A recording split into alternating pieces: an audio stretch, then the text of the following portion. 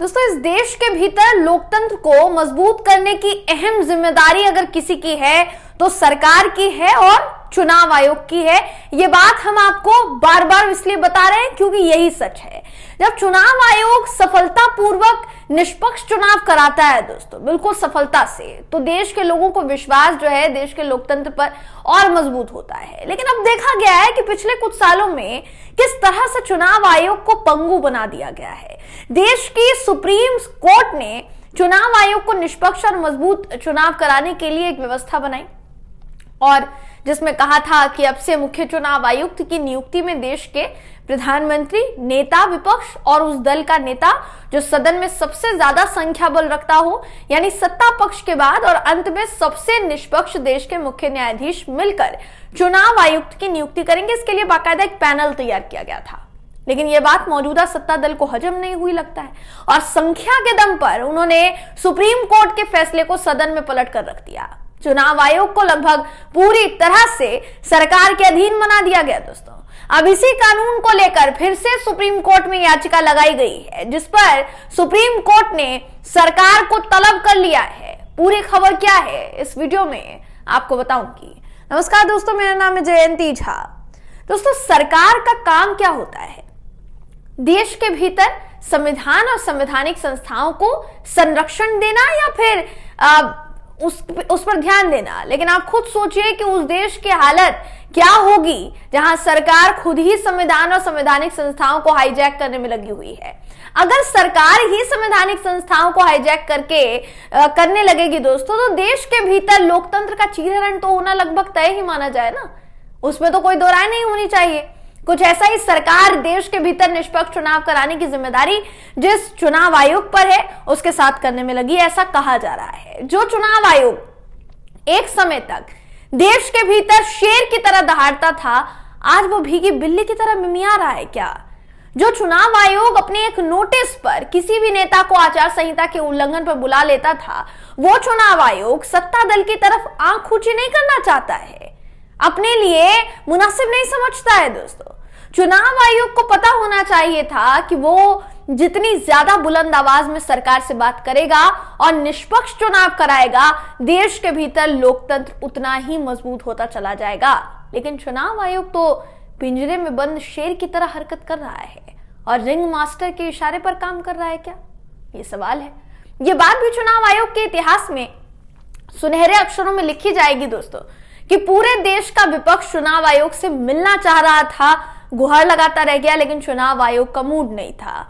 एक बार फिर से चुनाव आयोग सुप्रीम कोर्ट के आंगन में खड़ा है अपनी लुटती आबरू को संभालते हुए, क्योंकि कांग्रेस नेता जया ठाकुर और अन्य लोगों के द्वारा दायर याचिकाओं में मुख्य चुनाव आयुक्त और अन्य चुनाव आयुक्त नियुक्ति, सेवा की शर्तें और कार्यकाल की अवधि जो है दोस्तों, अधिनियम 2023 पर उन्होंने सवाल उठाया। उन्होंने इसे संविधान का उल्लंघन बताया है, साथ ही यह भी दावा किया है कि इससे स्वतंत्र और निष्पक्ष चुनाव पर सवाल खड़े होंगे।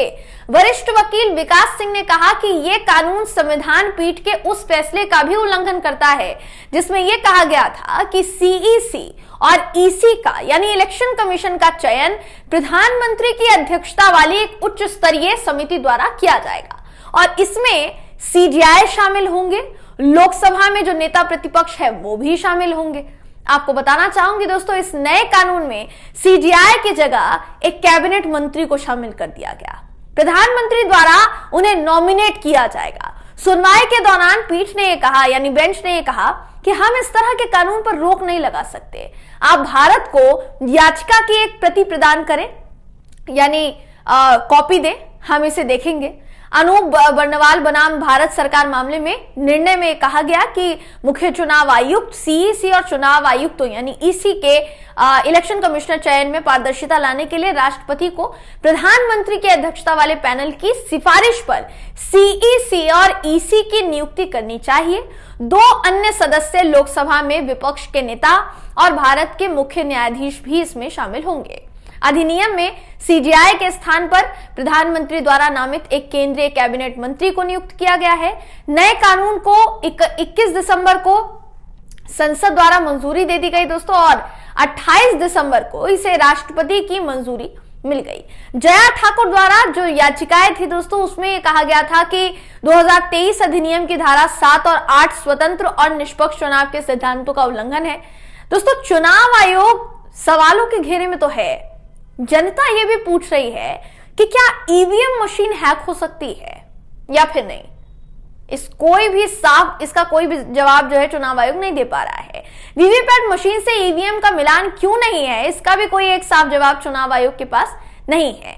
वीवीपैट मशीन का शीशा काला करके चुनाव आयोग क्या छुपाना चाहता है, इसका भी कोई जवाब चुनाव आयोग के पास नहीं है दोस्तों।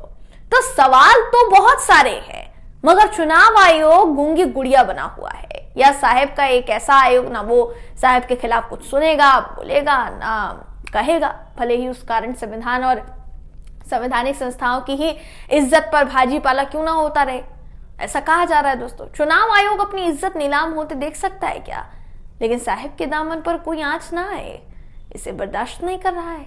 अब आयोग बस तमाशा देख रहा है क्या, भारत के भीतर गिरते लोकतंत्र का तमाशा देखा जा रहा है क्या, और मालिक के सामने खूब ताली पीटी जा रही है जानबूझकर, ताकि किसी को समझ में भी ना आए और जो हो सकता है आदेश जो दिया गया है उसका पालन होता रहे। दोस्तों, ये जो खबर है ये तो हमने आपको बताई ही कि ईवीएम को लेकर, या कह लीजिए कि निष्पक्ष चुनाव को लेकर सुप्रीम कोर्ट तक मामला दोबारा कैसे चला गया है।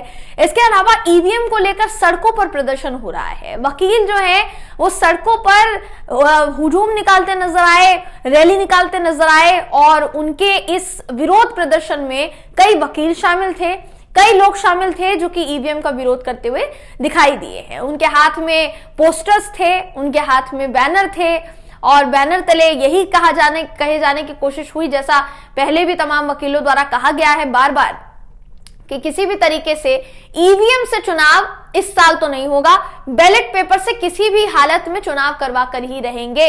इन वकीलों में आप भानु प्रताप की बात कर लीजिए, या फिर आप महमूद प्राचा साहब की बात कर लीजिए, और भी बड़े बड़े दिग्गज वकीलों के साथ साथ रिटायर्ड जज भी मौजूद थे उस प्रेस कॉन्फ्रेंस में जो हाल ही में हुई थी। और उसमें तमाम वकीलों का यही कहना था कि जब तक ये लड़ाई चल रही है तब तक हमारी यही निष्ठा होगी, हमारा यही एकमात्र लक्ष्य है, टारगेट है कि देश में ईवीएम को हटाया जाए, ईवीएम सिस्टम हटे, और ईवीएम से परे अगर चुनाव करवाना है तो आप बैलेट पेपर से चुनाव करवाइए, बिना बैलेट पेपर के चुनाव नहीं होने देंगे, ये कहा गया है। तो ये कब तक चलेगा, ये देखने वाली बात होगी दोस्तों। फिलहाल तो सबको एक मुद्दे में उलझा दिया गया है, वो है राम मंदिर का मुद्दा। उसके आगे हो सकता है कि बहुसंख्यक वर्ग किसी चीज को दूसरे को देख ना रहा हो, और ये प्लस पॉइंट है दोस्तों। देखने वाली बात होगी कि जिनको वाकई में फर्क पड़ता है कि उनका वोट उन्हीं को जाए जिनको वो देना चाहते हैं, तो वो ईवीएम के खिलाफ इस लड़ाई में, इस मुहिम में शामिल होते हैं या नहीं दोस्तों। फिलहाल इस खबर में बस इतना ही। आप इस खबर पर क्या सोचते हैं, आपकी इस पर क्या राय है, कमेंट करके जरूर बताइएगा। वीडियो अगर आपको पसंद आया हो तो वीडियो को लाइक कीजिए, शेयर कीजिए, चैनल को सब्सक्राइब करना बिल्कुल भी ना भूलें। फिर मुलाकात होगी आपसे अगली वीडियो में, तब तक के लिए नमस्कार।